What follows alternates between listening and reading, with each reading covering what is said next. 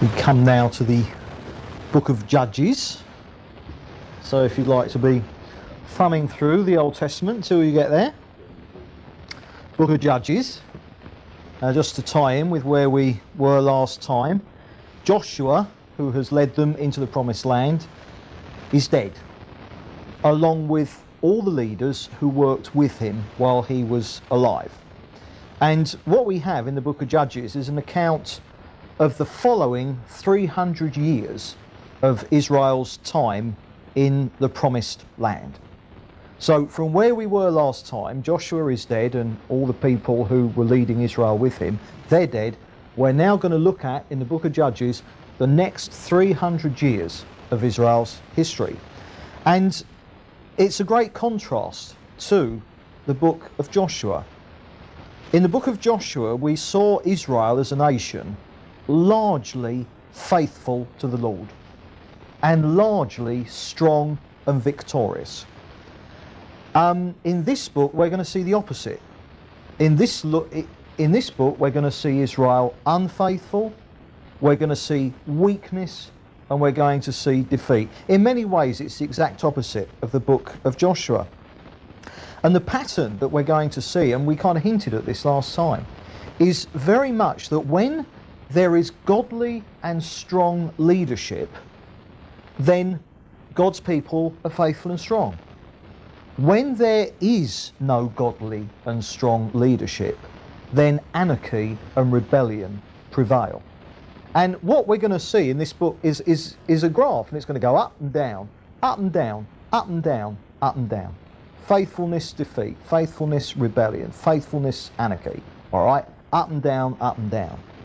So in chapters 1 to 2, you have very much a link back with the book of Joshua. It kind of links the two histories, and that what you've got in the first two chapters is the account of the fact that when Joshua died, the tribes, they'd all gone to their allocated bit of the promised land, and they were to drive out and destroy all the remaining Canaanites.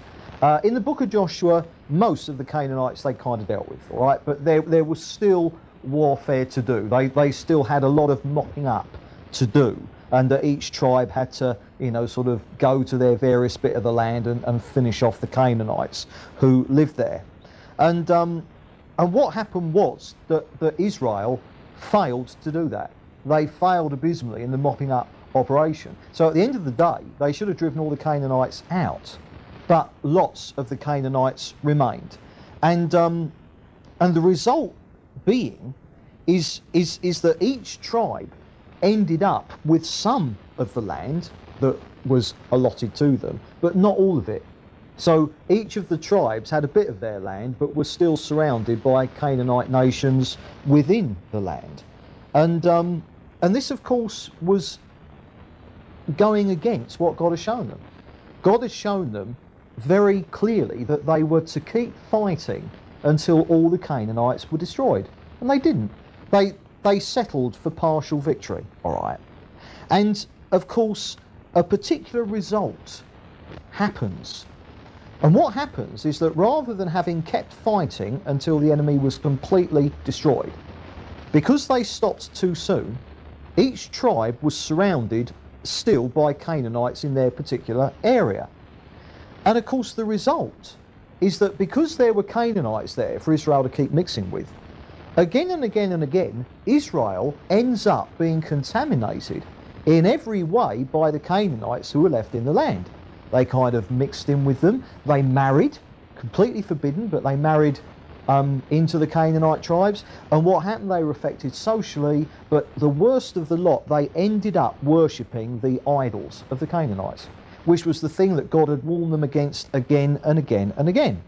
So what happens is, and this is the cycle, this is the pattern that we're going to see in the book of Judges, and here in the first two chapters it's kind of, outlining this, is that Israel ends up worshipping the idols of the Canaanites, unfaithful to the Lord. As a result, God's judgment then falls on them. They are then given into the hands either of nations that invade from outside of Canaan, or they're subdued by the Canaanites within the land. But rather than being top dog, they keep ending up being oppressed and being, you know, kind of like slaves and you know, and stuff like that. And so when that happens, they cry out to the Lord in repentance because they don't like being under judgment, and then they get so low that then they realise, oh, this is because we've sinned, and so they cry out to God in repentance. And in answer to that prayer, God raises up men and women referred to in the book as judges, through whom they are delivered. You know, these judges lead them against the people who are oppressing them and overcome them, get military victory, and sets them free. And then as long as each particular judge remains alive, leading Israel or leading whatever part of Israel they were raised up in, as long as that judge lives, for the duration of their life, that the nation or that bit of the nation are faithful. As soon as the judge dies, bang, they fall back into idolatry, mixing in with the Canaanite, and this on and on and on. This is the cycle that we're going to see. So in some ways, I mean, these judges, they're mini saviours.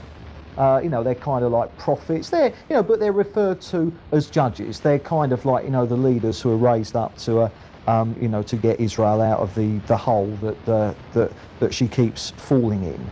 And we're going to see in the book of Judges, we're going to see 12 judges, okay? I nearly said we're going to see the stories of 12 judges. We're not, because some of them are just mentioned. But some we get their stories in great detail, others just get a mention. Don't assume for one moment that the 12 judges that we're told about here were all the judges during that 300-year period. I'm sure there were others, but at least we're given, sort of like mention of 12 of them. So basically, as we go through the book, this is what we're going to be seeing, the raising up of 12 judges to set Israel free.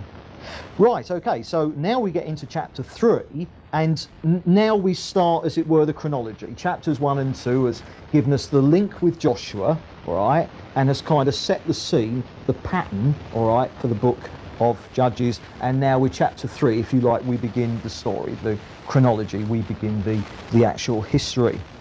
And what we have in chapter 3 is that Israel intermarries with the various Canaanite nations spread throughout the land. All the tribes are doing it, so Israel as a nation intermarrying, and they end up worshipping the gods of the Canaanites. So now Israel as a nation, breaking the commandments all over the place, being completely unfaithful to the Lord, worshipping idols, all right? And this goes on for some years. As a result, God hands them over to judgment. And the actual judgment that they're handed over to is a guy called Cushan-Rishathaim, who was the king of Aram Naharaim. Now that rhymes, but I'm not going to try and sort of do any poetry in regards to it. But King Cushan-Rishathaim, all right, of Aram Naharaim, invades. He's from outside of the Promised Land. He invades, and he kind of oppresses Israel and kind of gives them a really, really hard time. Aram Naharaim, you're looking at Mesopotamia, northern Mesopotamia, or modern-day Syria. All right, that's where this guy with his army came in for. And for 8 years, Cushan-Rishathaim and his army oppressed Israel and gave them a really bad time. And so 8 years of that was enough for them, and so they cry out to the Lord. Israel's a nation. They're repenting. They're crying out to the Lord for help. And in answer to their prayer, God raises up judge number 1, who was a bloke called Othniel. Now, Othniel, all right, had quite a famous relative, in fact, because Othniel was Caleb's younger brother. So we're right at the beginning of this time period. Caleb, do you remember? Joshua and Caleb were the 2 spies out of the 12 who said, we can go into the Promised Land, no problem. And you remember that Caleb and Joshua, the only 2 who came out of Egypt, survived the wilderness and then went in to take the Promised Land because they were faithful, whereas the rest of the nation were unfaithful. So really, Caleb was the joint leader all through the time of Joshua. Caleb was joint leader with Joshua. And here, Othniel is Caleb's younger brother, all right? So he came from a good family. We're talking about a good kind of spiritual pedigree here. And what happens is that the Spirit of the Lord comes upon him. That phrase now begins to be used a lot in the Bible, and the Spirit of the Lord comes upon Othniel, and basically he leads Israel to military victory against Cushan-Rishathaim and his army. We're not given any great details, but all we're told is that as a result of this, he gets Israel together and they are given a military victory over Cushan-Rishathaim. So the oppression comes to an end. Israel has repented, they're restored, and for 40 years Othniel leads Israel. So he becomes like the leader of the nation, sort of like a Joshua type figure again. And for 40 years he led the nation, during which time they were faithful to the Lord. So they've gone from being unfaithful, no good leadership, now God raises up leadership, now under that leadership they're faithful, and they're at peace. You know, they lived in the land in peace, unoppressed by other nations for the 40 years during which Othniel was alive and led them. Then Othniel dies, and before you know where you are, Israel intermarrying with the Canaanites, and they're into idolatry. So again, pattern happens all over again. God judges them and he hands them over to Eglon. Now Eglon was the king of Moab, and Eglon of Moab oppresses Israel for 18 years. So this judgment kind of goes on for a bit longer. And Eglon, Moab, this is so far Cushan-Rishathaim and Eglon from Moab. These are nations from outside of the Promised Land. They're coming in and invading. So for 18 years, Israel getting beaten up by the Moabites. They cry out to the Lord. We've had enough of this, so they cry out to the Lord. Isn't it funny how getting a bashing is often what does bring us to our senses, isn't it? You know, I mean, isn't it sad that this is the way it is? It was only because they were so wearied of the judgment they were under that they came to the conclusion, and it's a correct conclusion, that it's actually more blessed to be faithful than it is to rebel. I know that rebelling and giving in to your sinful nature, it looks like the best thing to do at the time, doesn't it? But it never is. It's a lie. It's an absolute lie. Our hearts deceive us. And when we're under the impression that, oh, it's easier to not be committed, it's easier to, you know, to just hold a little bit back for me, that is actually a lie. It isn't. It is easier to be totally sold out to the Lord, in fact, in the long run. And it's sad, isn't it, that it's all the problems of not being sold out, that it's those problems that bring us back to really being sold out, you know, but as the Lord understands, it's the way we are. So anyway, 18 years and they're crying out, Lord help, and so the Lord then raises up judge number 2, a bloke called Ehud. All right, so this bloke Ehud is raised up. Now, basically what we're told about this and how he delivered Israel, it was very much a case in the ancient world that if you were able to kill the king of the nation you were at war with, then basically the war was over. You know, so I mean, if a king was killed on the battlefield, I mean, basically the war was over. So if the king was dead, the war was lost. Now, what happens is that Ehud tricks his way into an interview with Eglon on his own. So he uses trickery, a little bit of a spy story really, but he uses trickery, and he gets in there and he ends up alone with Eglon, all right? And only he's got his sword with him, hidden away. And so it's all over very quickly. He basically just takes his sword out and he runs him through. Now, you get important little details sometimes in the Bible. And there's just a little detail that we're given here, all right, about this, because Eglon was fat. I mean, he was a guy who needed to be on the F-plan diet. And what it says is that when Ehud shoved his sword in Eglon, it says that his fat folded over the shaft of the sword. Yeah. So the sword literally vanished inside of him. So it went, you know, and sort of vanished. So the whole sword was in Eglon, so he was so fat. So there's good reason to get on a diet. You know, so therefore, because Eglon had been killed, military victory soon followed. And so once again, you know, Israel is now at peace. And they remain under Ehud's leadership for 80 years. He led them, and during that time they had peace. And you know, so that was quite good. then of course he died, and it all happens again. And judge number 3 comes on the scene, a bloke called Shamgar.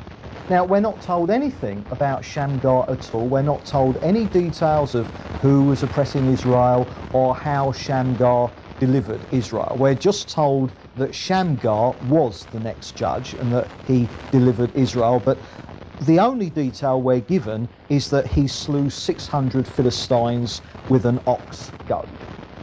So perhaps one could take it that at least from that, the oppressing nation, we can say it was the Philistines, but that's all the detail that we're given about Shamgar.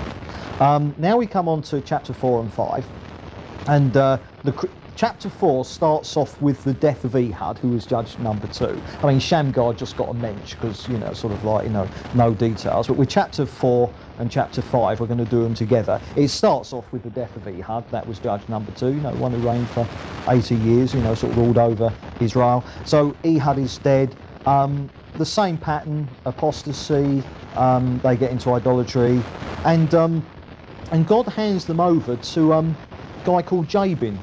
Now, Jabin was an actual Canaanite king. So far, the 2 nations that Israel has been handed over to thus far have been from outside of the Promised Land. But now, the judgment, you know, the turn of the screw, the judgment just gets that little bit more painful, because now they're subdued by the Canaanites. All right, so the attack is now coming from within the land, which was a whole lot dodgier for them. And Jabin was a Canaanite king, and he oppresses Israel for 20 years. And his military commander was a bloke called Sisera. And Jabin basically left all this to Sisera. Although Jabin was the king, the story is very much about Sisera, who conducted all the military campaigns. And so basically Jabin's army, under the command of Sisera, oppress Israel for 20 years. So now this judgment is a bit longer. We had 8 years, 18 years, now it's 20 years. And after 20 years, Israel cry out to the Lord. Now, God raises up a prophetess called Deborah. And Deborah, speaking out the word of the Lord as a prophetess, tells a bloke called Barak. So Deborah and Barak are Jews, all right? Deborah, a prophetess, brings the Lord's word to a guy called Barak, who was a friend of hers. They knew each other. And she told him that he was to get an army together, and that if he did, God would give him victory over Jabin, the military commander, and the army. But Barak's response was kind of, what we say, limited response. He was obviously a bit timid. And basically, he said that he wouldn't do that unless she went with him. So basically, what he was saying is that he, you know, I mean, we don't know what the relationship was between them, but basically he was saying, I need you to hold my hand. He couldn't just receive the word of the Lord and go and do it. He said to Deborah, look, you've got to come with me or I'm not going to do it. And now she reluctantly agreed to do that, but pointed out to him that if she was to go with him, that the victory would then be assigned to her and not to him. And the Lord wanted it to be assigned to him, to Barak.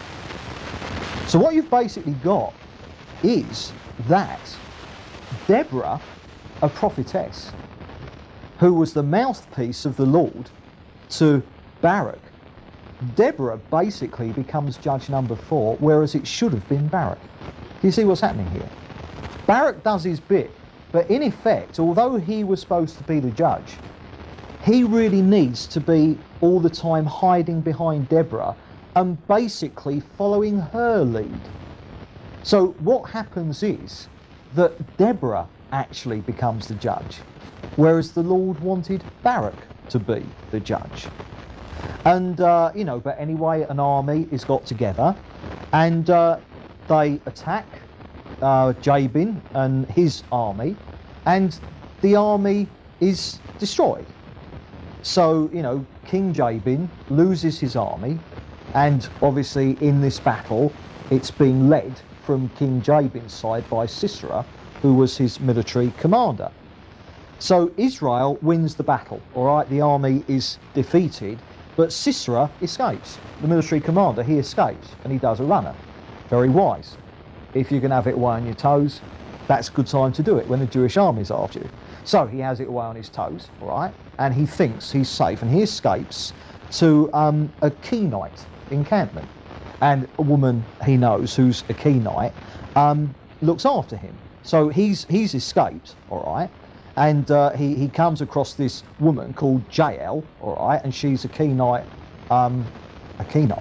and therefore he thinks that she is safe because the Kenites weren't Jews. So he's being harboured by her in her tent, and he thinks that he's safe, that she's protecting him. But it might be significant to remember that Moses married a Kenite. Now, that could well be the reason why it transpires now that Jael, this woman, the Kenite, the Gentile, who was harbouring Sisera, thought she was on his side, because obviously he was Gentile as well. But he discovers now, very much to his cost, that she wasn't on his side at all. She was on Israel's side. And that's why I mentioned that Moses had married a Kenite. That might be the reason why. So what happens is he is fast asleep in her tent, all right, you know, thinks he's nice and safe. And what she does is she gets a tent peg and a mallet, and she hammers the tent peg through his forehead while he's asleep. And I think we can safely say that nothing like that had ever entered his head before. And so Sisera comes to this you know, rather nasty end. And the Israeli army then went on to completely destroy Jabin and his entire kingdom. And from that point onwards, Israel is then led for another 40 years by Deborah as Israel's judge. And whilst Deborah is leading them, they have peace. And also at the end of chapter 5, you get this, you know, the victory song that Deborah sang. And, you know, it's good to read, sort of like a sung prophecy, really. And, you know, so at this point now, for 40 years, Israel is very wisely led by a woman, you know, who leads them. You know, but it's interesting to note that clearly Barak was God's choice, but Barak deferred to her and God allowed it, so no problem there. Right, chapter 6. Deborah dies, and would anyone like to hazard a guess what happens now? Yes, Israel gets into idolatry. And as a result of this, God hands them over to the Midianites for 7 years. And it's at this point that judge number 5 is raised up, a guy called Gideon. And at this point, the Midianites, their oppression of Israel was so bad that a lot of the Israelites were actually living in hiding in caves. You know, a lot of them went into hiding, and a lot of the population were living in caves. I mean, they were living like animals. You know, that's how bad the oppression was. And so they cry out to the Lord. At which point, a prophet who isn't named, he's just an unnamed prophet, but he comes on the scene, and he declares to Israel, I mean, you know, presumably by travelling around and, you know, sort of telling all the people that the reason for this continuing cycle that they keep ending up oppressed was that they keep rebelling against the Lord. I mean, obviously they'd have known that, they had the scriptures, but I mean, he was raised up, you know, to say, look, you know, don't you realise why this is happening? It's because you keep rebelling against the Lord. And so through him, God reminds them why that it needn't be like this, but it was because they kept rebelling. Anyway, the Lord appears to Gideon, who was himself in hiding. He was in a secret threshing floor and that, and you know, sort of like, you know, cowering away. And the Lord actually appears to him, you know, one of those times when the Lord appears as a man, you know, Jesus in his pre-existence, and calls him a mighty warrior. This is a classic example of, you know, the Lord sees us through the eyes of faith. He sees us what we can. He sees us as what we can be and what we're going to be. He doesn't necessarily see us as what we are. So here's Gideon cowering away from the Midianites, and the Lord appears to him and says, "Hello, mighty warrior." You know, Gideon kind of scratches his, you know, and tells Gideon that he's with him. So the Lord appears to Gideon. He says, "Hello, you mighty warrior, I am with you." You see, which is, you know, kind of, you know, great. I mean, anyone else would say, "Praise the Lord," wouldn't they? Anyone else would say, "This is great." Anyone else would be encouraged.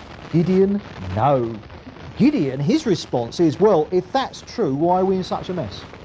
That's what he says to the Lord, in effect. So, you know, I mean, here's a guy who lacks some of what you might call the positive graces of faith. And, you know, but nevertheless, he's God's choice. And the Lord commissions him as the next judge of Israel and tells him that he's going to judge his people. To which Gideon makes every excuse he can think of why it ought to be someone else and not him. But the Lord insists. Now, most people, when the Lord insists, say, "Oh, all right, Lord," all right. Gideon, now, the Lord is standing in front of him.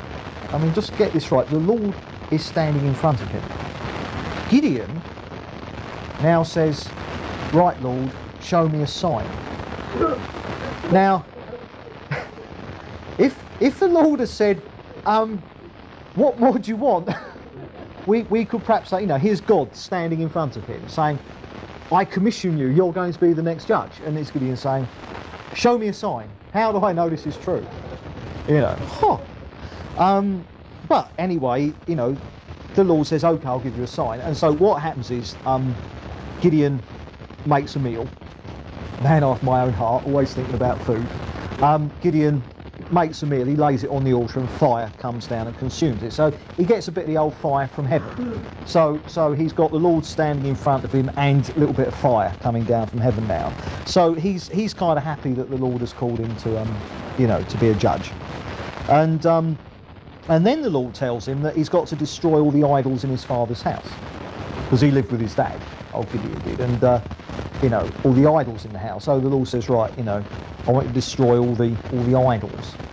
And what Gideon did, he did it at night. He wouldn't do it during the day, so he didn't want to get caught. So he did it at night because he was frightened of like the locals. But obviously they found out, you know, the next day, and they all turned up at his house, like, you know, wanting to kill him, you know, because he'd been destroying idols.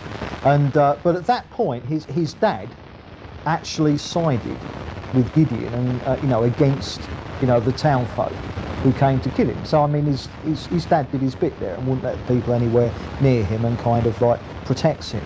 And it's at this point that Gideon gets another name now, and he's called Jerubbaal. And the reason for that was because the idols that he destroyed, you know, he pulled down an altar for Baal, and the name Jerubbaal means "let Baal contend." And so in effect what happened was, you know, that when the townspeople came to kill him, in effect what his dad said to him, "No, look, he's pulled down Baal's altar. If Baal is so great, you let Baal deal with him, but don't touch him yourself." So the town people obviously took that advice and they called Gideon Jerubbaal, you know, in the hope that Baal would kind of beat him up.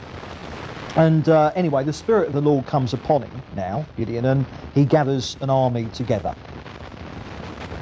And of course the reason for gathering the army together was obviously because they've got to go and beat up the Midianites who are oppressing them, obviously. And so what he does now is that now he wants another sign. He wasn't very good at faith, you know, walking by faith, this guy. And this is when you get the laying out of the fleece. I can't remember which way round it was, but what happened was that basically he was saying, "Lord, if you're with me," this was his big thing all the time, "Lord, if you really want me to do what you're saying," you know, which is a weird, you can, you know, I mean, our problem with guidance is finding out what the Lord wants. All right, so I would say if there's a guidance problem, it's, "Lord, what is your will?" This guy wanted signs to assure him that the Lord really did want him to do what he was telling him to do. You see, it's not, he knew what God's will was. You know, these fleeces, these signs aren't to show him what God's will was. You know, they were just to encourage him, because he just had so little faith. And so what he did, he was saying, "Lord, if you're with me," he was saying, "I'm going to put a fleece out, all right? Now in the morning, let the dew be all around the grass, but the fleece dry." And it was. So that's quite a good sign. But then he wanted another one the other way round, and he says, right, tomorrow I want the fleece wet and everything else dry from the dew. And it was, God did it. And, you know, so this is not faith. You often hear Christians talk about laying a fleece. They say, I'm putting a fleece out, you know, to find out what God's will is. That is to totally misunderstand what Gideon's doing here. This isn't faith. This is sheer unbelief. This is putting the Lord to the test. Because he knew what God's will was. It was more or less saying, you know, Lord, you've told me that you want me to lead an army against the Midianites and you're going to give us victory. Lord, you've told me that. Can I have a sign? He knew what God's will was. He just was absolutely full of unbelief. Then in chapter 7, you get the actual, now is the time for the battle. He's kind of, you know, got this army together. Excuse me. And he's got an army of 32,000 people. So he's ready to march against the Midianites. And what the Lord says, he says, look, everyone who's frightened, send them home. Because they're only going to discourage you anyway. So if there are people who are fearful and unbelieving, and you remember this was in the law of Moses, wasn't it, before a battle, the idea being that if people are frightened and despondent, they'll pass that on. And I mean, you know, with a leader like Gideon, who needs anyone else in the army who's despondent and discouraged? I mean, you know, Gideon could do the discouraging of 20,000 men, you know. So the Lord said, look, anyone who's discouraged, no, not you, Gideon. You see Gideon, oh, I am, Lord, I want to go home now. But everyone else apart from Gideon, the Lord said, right, if they're discouraged and fearful, send them home. And so the army is now reduced down to 10,000. So we've gone from 32,000 to 10,000. 22,000 go home because they're discouraged and they're unbelieving and stuff like that. And so, you know, kind of Gideon says, right, okay, off we go. And the Lord, hang on, no, there's still too many of you. You imagine that Gideon scratched his head quite a lot, can't you? There's still too many of us, right, fine. And so what the Lord said, right, okay, get your men, you know, go and have a drink, because they're marching and they're thirsty, have a drink. And what the Lord says to him is that all the men, you know, who kneel down and kind of they stick their faces in the river and drink like that, all right, send them home. But all the men who kind of scoop the water up and sort of like lap like a dog, keep them. And of course the point being is that the ones who knelt down and scooped the water up in their hands like that, they were being vigilant, they were good soldiers. Whereas the ones who just got to the, you know, they stuck their head in the water, all they were thinking about was that they were thirsty, they weren't being vigilant. And so they were bad soldiers. And so the Lord reduced it down like that. And that left 300 of them.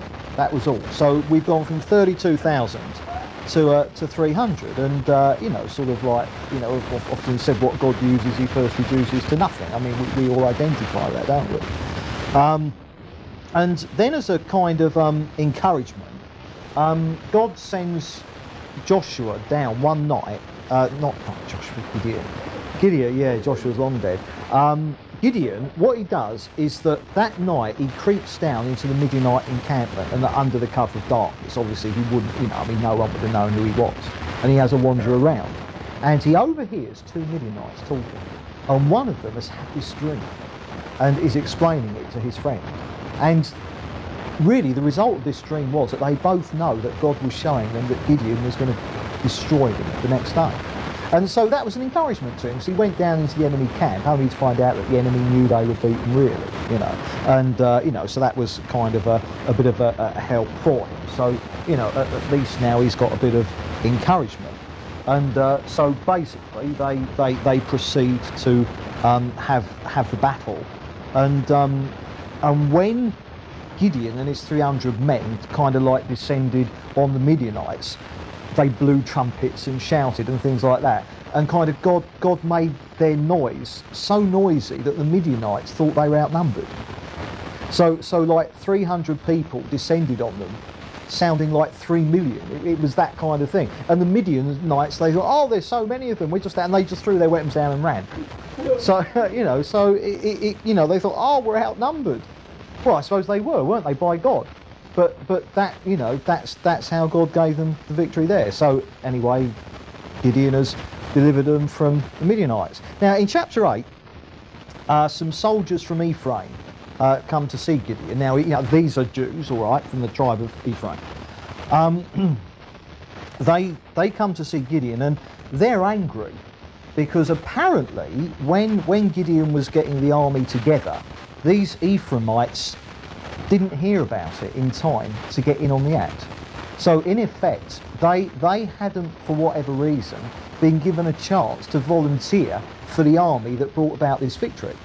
And yeah, I suppose probably because they were good soldiers, perhaps. I don't know. I mean, a bit of an attitude problem, I think, definitely. You know, we'll be back to them later on, and you'll see a definite attitude problem by then. But anyway, they turn up, they're cross. You know, why weren't we included in? Blah blah blah. But Gideon tactfully, and he is tactful, he tactfully diffuses the situation. You know, so he kind of like, he praises them up for, you know, for wanting to do their duty, blah blah blah. And basically they go around, you know, they go away happy. So they came angry, ready for a fight. Sort of, that was the mood that they were in. But Gideon, he's very tactful with them, and so they go away happy. And then Gideon takes his 300 men, and they go on various mopping up operations and get involved in various other skirmishes. And then after that, once there's complete peace, Gideon ruled for 40 years. And as long as, you know, during that 40 years while he was leading Israel, there was kind of peace. Although Gideon, he was quick to remind the people, as he kept doing, that the Lord was their leader and not him. And that was a good aspect of Gideon. I mean, there were good and bad things about him. That's the same for anyone. You know, I mean, it's good to, you know, the Bible's very honest about these people. But the thing is, his unbelief and insecurity about guidance, because that was his real problem. He was really insecure and unbelieving when it came to guidance. And what he did is that he ended up making an ephod. Now, if you remember the ephod, when we were doing, you know, sort of like the books of Moses, we saw the ephod was all to do with guidance. No one knows how it worked now. I mean, like, you know, we don't know now quite what it was. It was to do with the priest's clothing, all right, but it worked in a particular way, God speaking and guidance. And what he does is that Gideon makes himself an ephod, you see, and it's all to do with guidance, which was his big problem. The tragedy was he ended up worshipping it as an idol. And there's a great danger. Because if you get insecure about guidance, yeah, I mean, really, he was wanting signs and wonders all the time, wasn't he? You know, that was his problem. He was wanting visual proof the whole time. And it became a snare to him, and he ended up making, you know, worshipping this ephod, and it became an idol to him. But he led fairly well apart from that, and then eventually he dies, and apostasy immediately sets in. Then in chapter 9, you get one of his sons, Abimelech. Now, Abimelech, now that his dad's dead, fancies himself as the next judge. Now, Abimelech isn't a judge. In fact, he's an anti-judge, if you see what I mean. Nasty character. And he murders all his brothers. You know, this is power politics. He murders all his brothers, and he wants to take over the land. But one of his brothers, Jotam, escapes. And Jotam climbs Mount Gerizim. Do you remember the blessings and the cursing, blah, blah, blah? And he kind of like condemns and curses Abimelech for his crimes. And, you know, he does this using this prophetic fable about trees. You know, you'll have to read that. And, you know, then he he was never heard of again. Now, over a 3-year rule, because Abimelech now, as it were, became the leader, I mean, he became a real gangster. And if you read chapter 9, I mean, it's just, he got involved in one intrigue after another. And he was a gangster, you know, simple as that, a dreadful bloke. And eventually God sent an evil spirit between him and the people, so the people eventually turned on him, and he was killed. So Abimelech there, not a judge, but like an anti-judge, if you see what I mean. And then in chapter 10, we get judge number 6. A bloke called Tola. He was raised up to save Israel from we don't know who.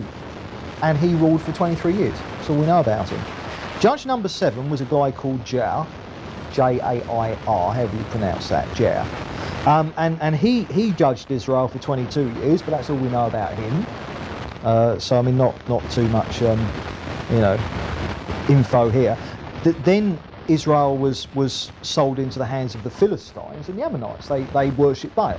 They get into Baal worship again, and so they're handed over to the Philistines and the Ammonites. And for 18 years, they're oppressed by the Philistines and the Ammonites for 18 years, and they cry out to the Lord. And it's funny because the Lord now speaks to Israel and he says that he's not going to deliver them anymore.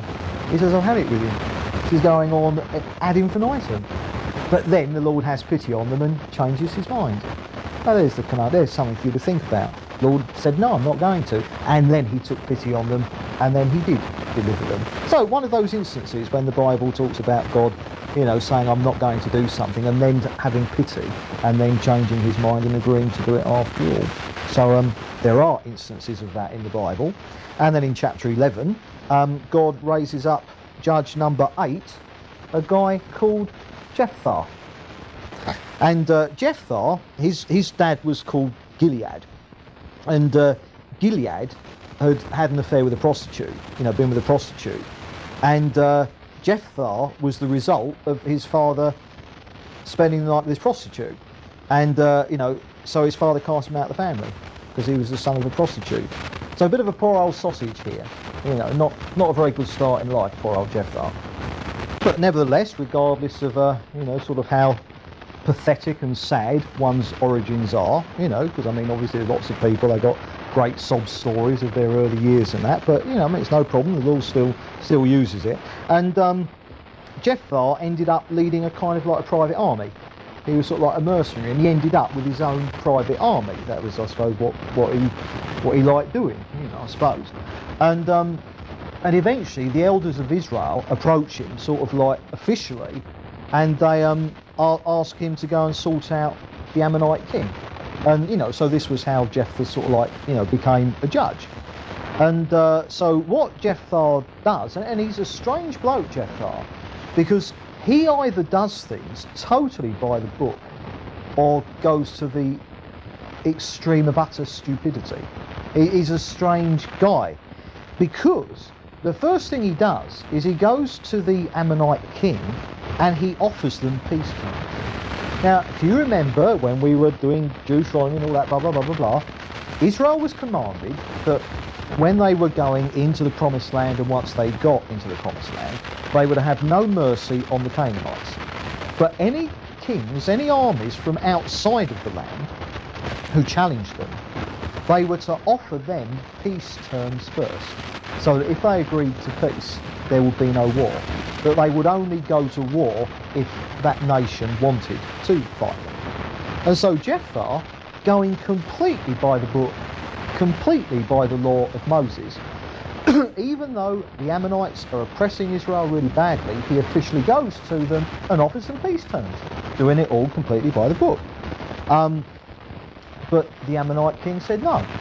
So Jephthah went home and, to his kind of army, and the war happened, and the Lord gave him victory over the Ammonite king. But before the battle happened, he did something that is so unimaginably stupid and tragic as well. Because he made a vow that if God gave him victory, that he would sacrifice the first person who greeted him out of his house when he got back after the battle, which was a stupid thing to do. And this kind of vow was completely against the law of Moses. Can you see what I mean? He was a man of absolute extremes, by the book or absolute stupidity. And the tragic thing is that when he came back from the battle, his daughter, his only child, came out of the house and ran to him, Daddy. And he sacrificed her because he wouldn't break his vow. And so that is just, a stupid and tragic event. All right. Chapter 12. All right. The Ephraimites pop up again. And they come to see Jephthah, and once again, and this was just seemed to be a habit they got into.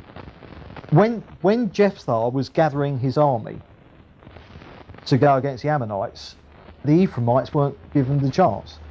And so they turn up again, really bull-headed, and they're angry because they, hadn't had a chance to get in the army. And, so they turn up angry. But unlike Gideon, who, when years before was placed in the same situation, handled it with a bit of wisdom, a bit of tact, a bit of grace, You know, Jephthah was as bullheaded back to them as they were to him, and he pitched into them and told them what he thought of them, and what came out of him was just self-centered arrogance, and this led to civil war between Jephthah's army and the Ephraimites, and as a result of that 42,000 Ephraimites were killed.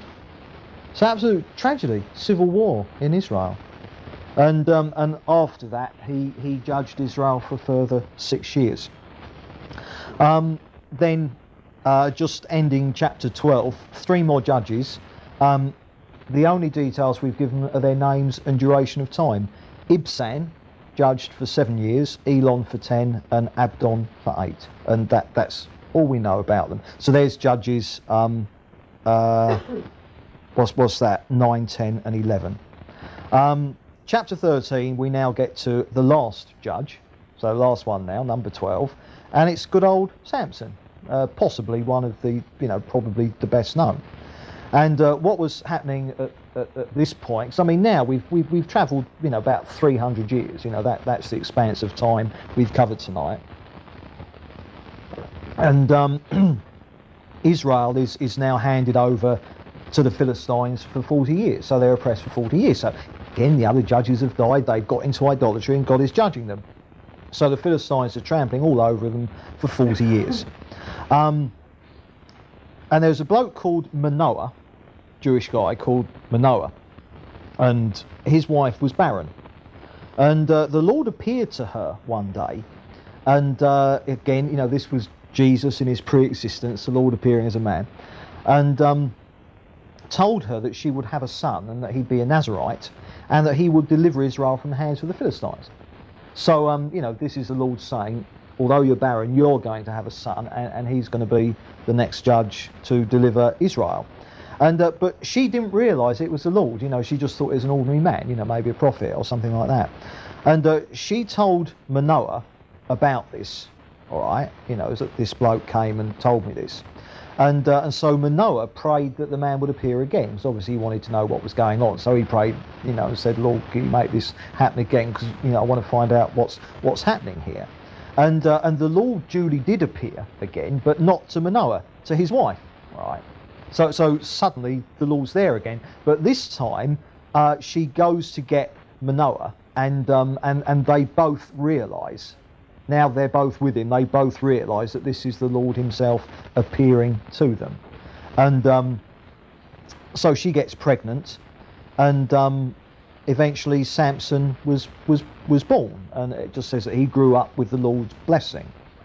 Now again in Samson we're going to see a man very much of extremes that God is using, and in chapter 14 we now Samson is grown up.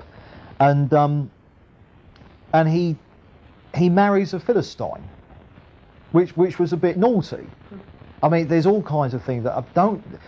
If you were to say, go through everything that Samson did and highlight what the Lord was leading him to do and what the Lord wasn't leading him to do, I mean, you get into. I mean, there are so many things that one just can't understand. This guy, this is a strange story. Do you know what I mean? And he marries a Philistine. You see, he did so many things that were totally wrong, but the Lord really blessed them, which isn't an excuse. But this is all things work together for good. Gone mad. This is. I mean, this is grace going too far.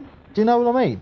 Anyway, he married a Philistine woman, and then he kills a lion with his bare hands. I mean, I do press-ups. Well. Not for Samson. No, he'd go out in the morning and he'd just catch a lion and kill it with his bare hands. That was his idea of fun, and he gave the Philistines a riddle. He liked writing riddles, you see. So he killed this lion, and and he challenges the Philistines. He says, "Here's a riddle for you. Let's see if you can work it out." And what happens is that his wife, this Philistine woman whom he's married, she gets the answer out of him. And she goes and tells them, all right. Now, when Samson found out that she told them the answer, he got mad, and he went off and he killed 30 Philistines. I mean, I say, I do sit-ups sometimes, but this bloke, he goes out and kills 30 Philistines, and then leaves his wife and goes back to mum and dad. So he leaves her, and he's off home. Then you get to chapter 15, and a bit of time passes, and he thinks, oh, I'll go and see my wife again. So he goes to visit her at her parents. But when he gets there, he finds out that her father, assuming that he didn't want to know anymore, because in effect he left her. So he goes to visit her, only to find out that her father, assuming that he wasn't interested anymore, had given her in marriage to one of his mates.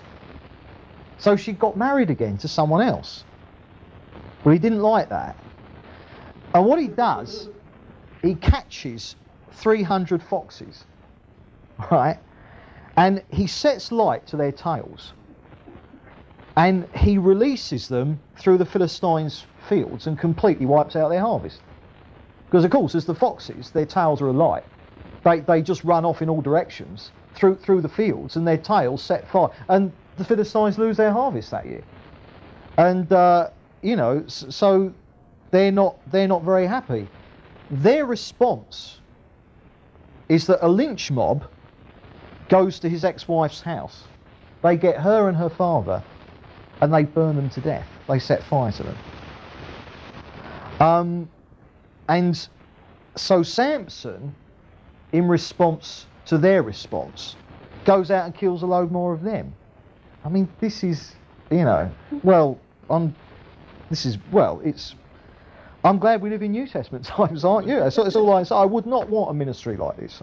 Happy drawing the line at press-ups, do you know what I mean? Killing lions and Philistines, wouldn't. And so what happens now, because I mean you've just got tit-for-tat killings that going on.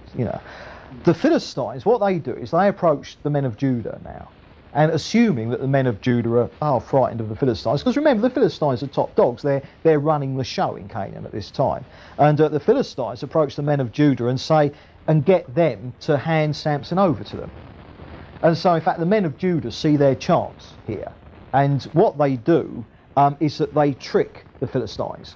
And so they get Samson, all right, and they kind of, tie him up, okay, and then hands him over to them. So this massive group of Philistines come into Judah, and the men of Judah hand Samson to them, all bound up, so Samson's all tied up.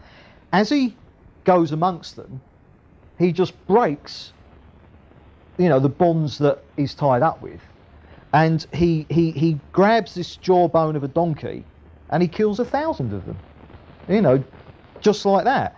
And that place where that happened was called En Hakori, which means Jawbone Hill, which I suppose is kind of like a Philistine's boot hill, really, isn't it? But I love that, Jawbone Hill. You can just imagine Samson, with his jawbone striding up, saying, "Oh hell, hell." Just going down the corral, and he kills 1,000 of them on Jawbone Hill. And after that, he gets thirsty. And the Lord miraculously causes water to appear in the desert so he can drink it. Then in chapter 16, he goes down to Gaza, which is right at the heart of Philistine territory. And so remember our map last week? He goes down to Farnham in Hampshire. That's where the Philistine territory was. And he spends the night with a prostitute. And the Philistines find out, and they surround her house. They find out he's there, and they surround the house. He realises they know he's there, and he comes out in the middle of the night. This is, in Gaza. And they're all surrounding the house. He marches out of the house. He tears down the gates, the pillars of the city gates, and he marches off with one over each shoulder out of the city. You just imagine this Philistine crowd who'd surrounded the house because they wanted to get him. He bursts out the door and just rips the city gates to shreds, and one pillar on each shoulder, and just walks out. And you can imagine their jaws hitting, sort of like, oh well, who's going to tackle him first? Ah, right, okay. And of course, no one goes within 100 miles of him. Then he falls in love with a Philistine woman called Delilah, and the infamous affair begins. Incidentally, are you spotting his weakness yet? Women? Yes, Yes, very good. I thought we'd have been better at spotting that weakness in this fellowship. Yeah, I mean, you know, Samson, I mean, prostitutes, Philistine women, you name it. He did not get himself under control. And what happens is that her countrymen, because she's a Philistine and he falls in love with her, her countrymen, they pay her to find out the secret of his strength. And what she does 3 times, she quizzes him to find out the secret of his strength, and each time he lied to her. And what she did is she brought out the "if you loved me" approach. Now, all married men know this. When your wife pulls out the "if you loved me" approach, you know, last resort to try and get what they want.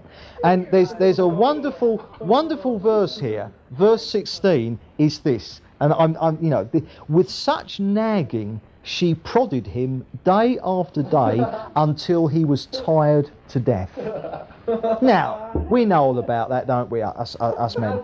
Now, one thing to say here, to just draw attention to, when people think about Samson, the picture everyone has is almost like the Incredible Hulk. You know, the Incredible Hulk on TV, like when he transformed, like his shirt ripped off with all the muscles and stuff like that.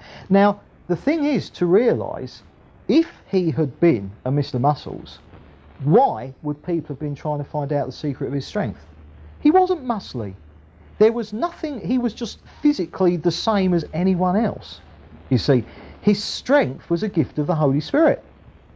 So it's important to realise that. This is why Delilah is trying to find out the secret of his strength, because he wasn't Mr. Muscles, all right? If he was Mr. Muscles, you know, I mean, if Lou Ferrigno, you know, the bloke who played the Incredible Hulk, I mean, if he walked in here, you know, and picked a few of us up and, you know, just picked a few of us up, if we say, oh, he's so strong, I wonder why.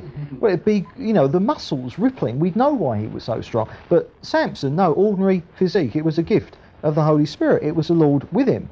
And eventually he gives in, and because, you know, men do. And he gave in and he told her, and you know, he said it was the fact that he had long hair, the fact that he was a Nazarite, that he'd never had a razor on his hair, and you know, like the long hair signifying his relationship with the Lord, his faithfulness to the Lord. And so now she gets him fast asleep on her lap. I mean, the poor guy, he loves her. She didn't love him. I mean, she, you know, but. And then when he's asleep on her lap, you know, imagine her singing lullabies, you know, stuff like, and he falls asleep, and then her mob come in and they shave his head, and because of that, the Lord leaves him, because he's by now so totally out of fellowship. The Lord leaves him, and therefore his strength goes, and now he's just ordinary strength. And then other Philistines come and they chain him up, and they gouge his eyes out. And they put him to slave labour back in Gaza, which was where he'd ripped the gates of the city off, and you know, so that was how he ended up. But of course, his hair was beginning to grow back. And then what happens is that the Philistines, they have a big celebration, a big kind of sacrifice and party in their temple, and it was to give thanks to their idol for delivering Samson into their hands. The particular god, the particular idol that they did this thanksgiving was a Dagon, who was a fish god. But one of their other gods was, of course, Baal, because Baal was one of the main idols, you know, throughout Canaan. And you know, just to give you you know, sort of added tidbit of info here, they actually called him Baal-zebul. And they called him that because it means exalted Baal. So Zebul meant exalted in their language. So they called Baal Baal-zebul. Now, in later years, Israel took the mick out of this name, all right, because of course they knew that Baal didn't exist. And so they took the mick out of idolatry in later years, and they parodied the name from Baal-zebul to Baal-zebub. Zebub is the Hebrew word for flies. Baal is the Hebrew word for Lord. It meant Lord of the Flies. So what they were saying is that they were parodying this name, exalted Baal. They were saying, yeah, Lord of the Flies. Can you see? Because they're saying he's no God at all. And what happened is that when Baal-zebub is transliterated into Greek, it becomes Beelzebub, and was later used as a name for Satan himself. So I just chuck that in. That is the history of how Satan came to be referred to by the Jews as Beelzebub. So, you know, no extra charge for that. And so anyway, back to the big party that they're having, and they bring Samson in to mock him, and you know, they've got him chained up between two pillars. Now his strength is coming back, and what he does now is that he actually pushes the pillars down, and the temple collapses on them. And so, in actual fact, he killed more Philistines in his death than he did in his lifetime. So there's kind of a picture there of last minute repentance, because he'd got totally out of fellowship with God, but now he comes back into fellowship, and even though his life and ministry has gone totally wrong, nevertheless, all things work together for good. And, you know, as a result of that, the Philistine oppression over Israel actually ended, even though he succeeded in his mission only when he actually died, and then his family come and get his body and bury him back in his father's tomb. Now, with that, the chronology of Judges ends with that chapter, all right, and the next few chapters form a kind of epilogue.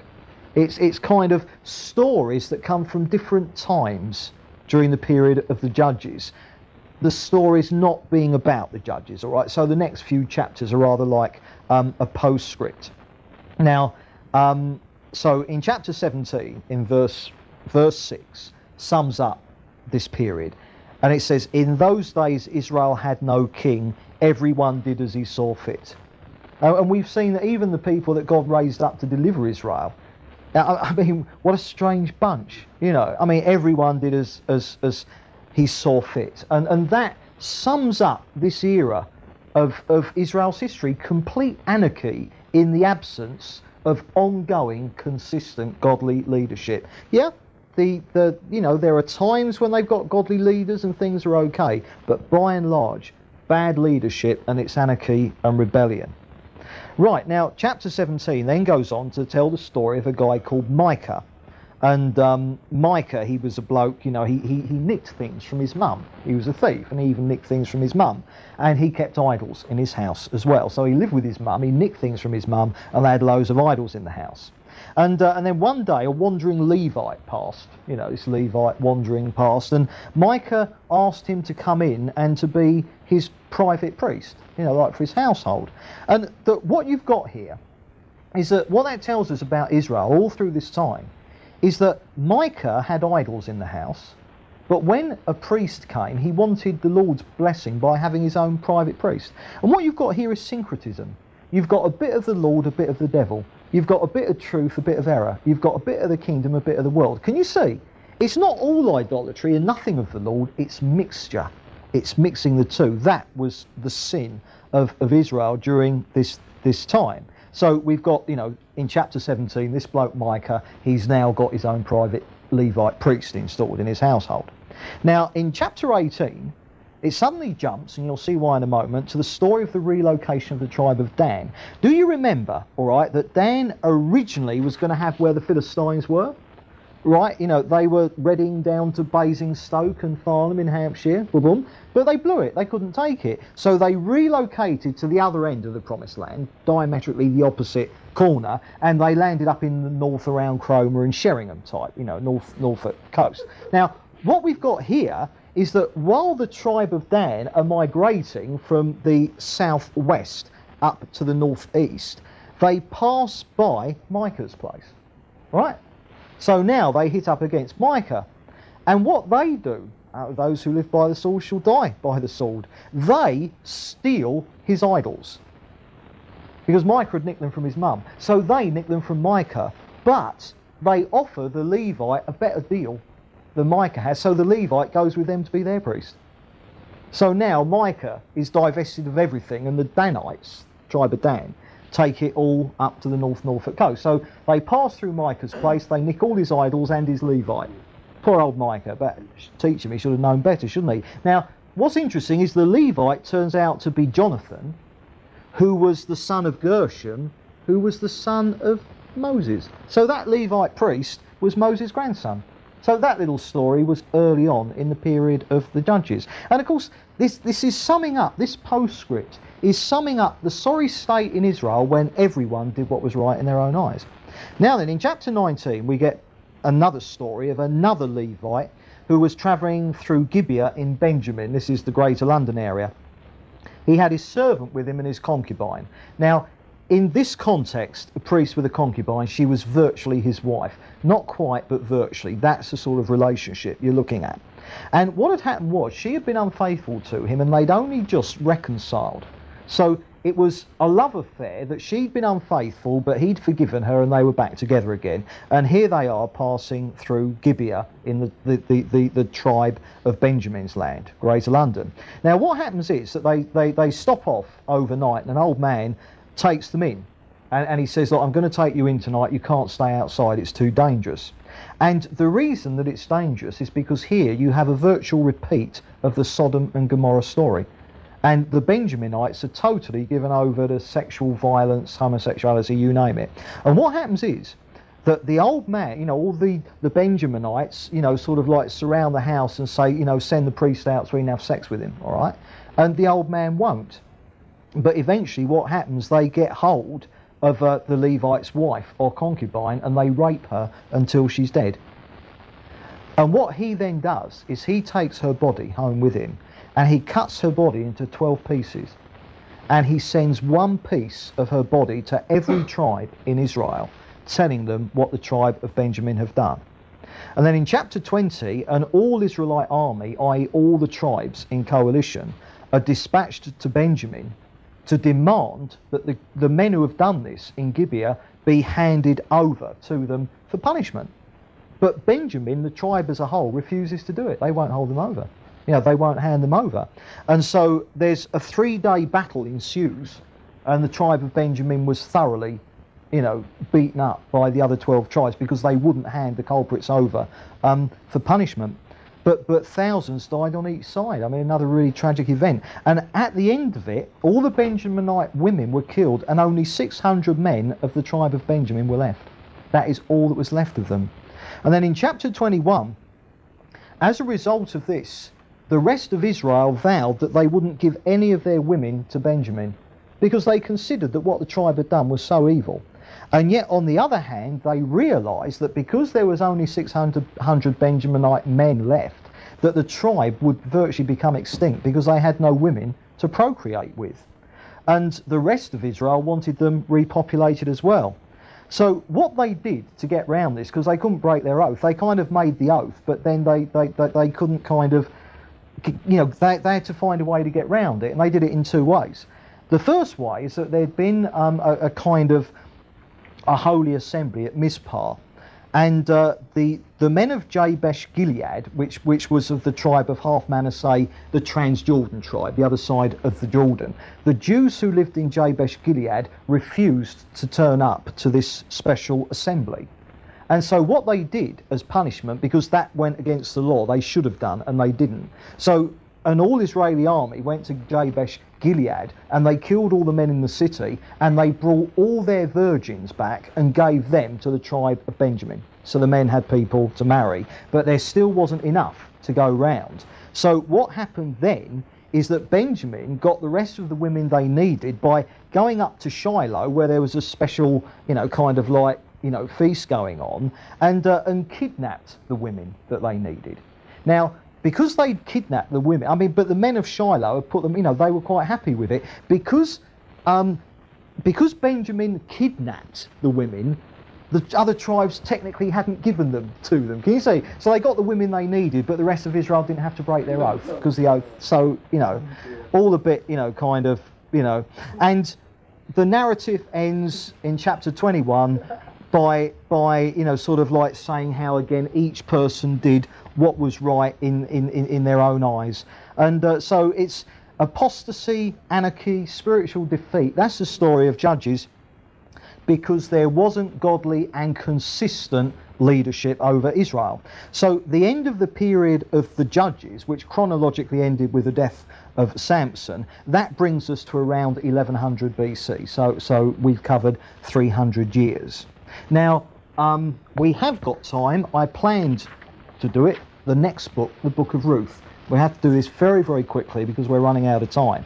But the reason that the book of Ruth, it's only very small, the reason it comes next is because what the story is about occurs during the time of the Judges. All right, so that is why Ruth is put on the end of Judges. So here we are. Let's go very, very quickly. And this is the book where the Old Testament homes in not just on Israel as God's chosen people for the Messiah, but now homes in on the family that Messiah was going to come from. All right, the family of King David. All right, because the point is Ruth was one of the ancestors of King David.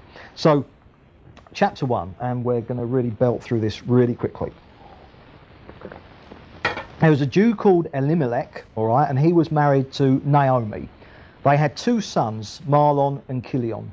Now they lived in Bethlehem, but on account of a famine that hit that area, they left Bethlehem and went down to live in Moab, where there was plenty of food. So the journey they're doing was north of Surrey, south of London, down through Canterbury to the Dover area in Kent, right? That's the journey that they're doing. So they go down into Ammon.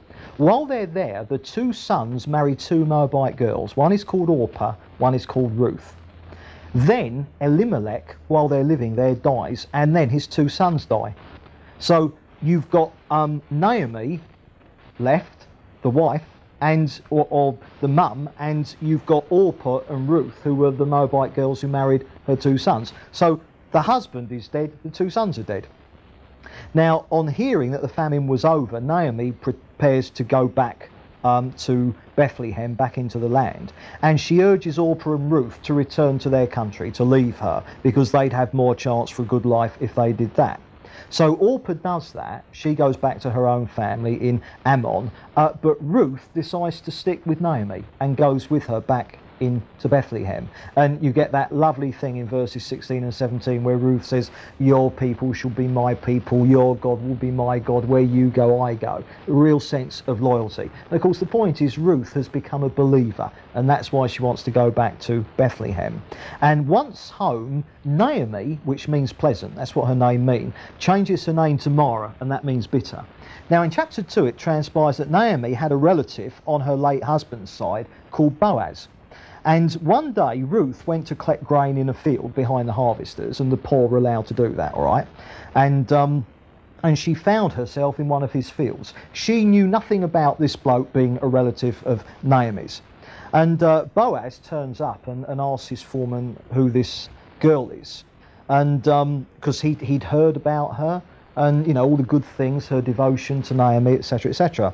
And he befriends her, and he tells the workers to let her glean in his fields all she wanted to, and that the workers, you know, would be watching out for her. So he says to her, feel free to come here any time, get as much food as you like, and I've told my men to keep their eye open for you. And then he tells his men to drop really big sheaves for her, because the poor could gather what the harvesters dropped. And so he says, look, drop really big bits for her so that she can get plenty of, you know, to take back to Naomi.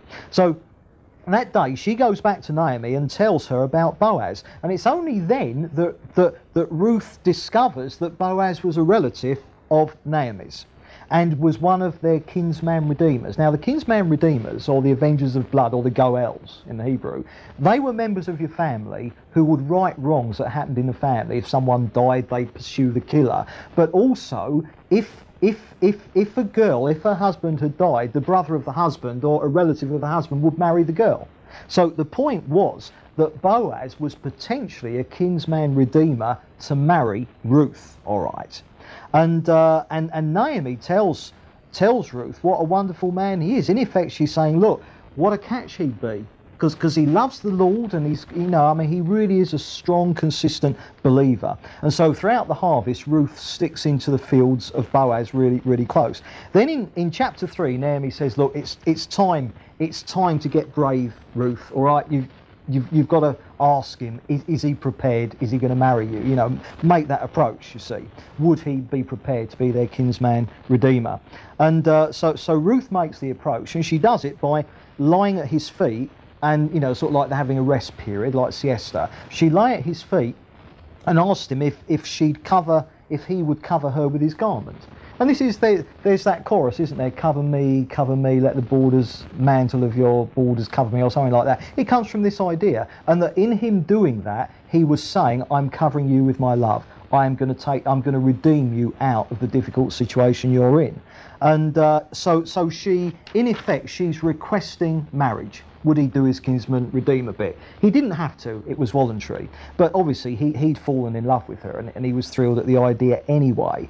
And but he told her that there was another relative on Elimelech's side who had priority over him under the law, and that they had to go to him first. And then in chapter 4, Boaz seeks out that bloke, and he says, look, do you want to do this? And the bloke said, no, I don't want to marry her. So answer the prayer there. And so Boaz and Ruth, they marry, and they have a son called Obed. And if you keep going down, you'll find that from their family King David appeared, and that is the importance of this book. And but it's obviously a beautiful ending there for Naomi, Ruth and Boaz, and it ends with the genealogy down to King David, because that is the vital importance of this story. So what we've got here is that the Messianic family is now established as being from the tribe of Judah, and this happens in the town of Bethlehem, where Messiah was eventually going to be born. And also there's an allegory there in that story, the kinsman redeemer, how he redeemed Ruth out of the difficult situation she was in. There's an allegory of the gospel there, but I haven't got time to bring it out. And so the important thing here is that Ruth ended up the great-great-great-great-great-grandmother of King David. And interestingly enough, that Boaz, his mother, was Rahab the harlot, who was in Jericho, who rescued the spies. And so what we've got here is that she married a bloke called Salmon, and I think there's something fishy about him. If you bought him some cigarettes, I suppose he'd be smoked salmon, wouldn't he? But she married a bloke called Salmon, and they had Boaz. And so the point is that Jesus, although a Jew, if you go back, he had all these Gentiles in his genealogy, because of course salvation is first to the Jews, but it's to the Gentiles as well.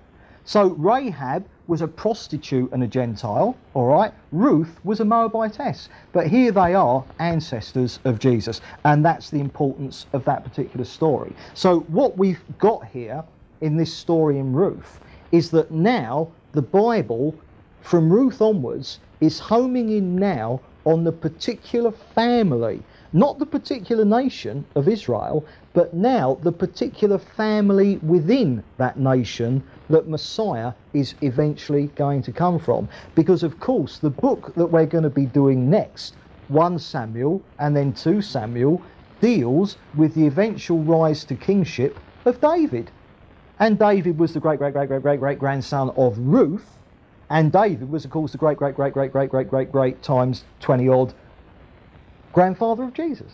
You see, so now we're at that point in the Bible where we're homing in on the actual messianic family. We've got the people, Israelites, nation of Israel. We've got the tribe, Judah.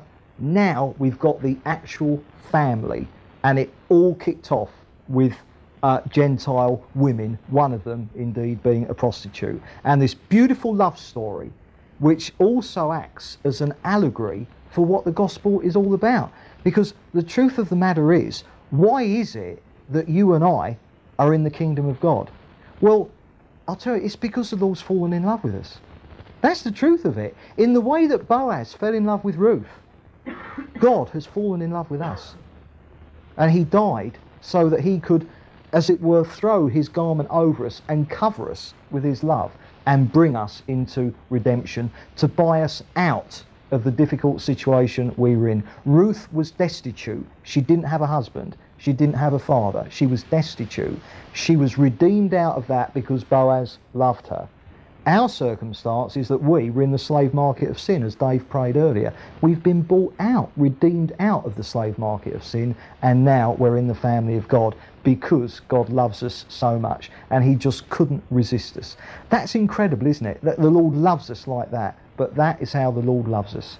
You know, he's absolutely head over heels in love with us, and that is why he's redeemed us. That is why he is our kinsman redeemer. So that's the book of Judges, book of Ruth. Next time we move on to 1 Samuel.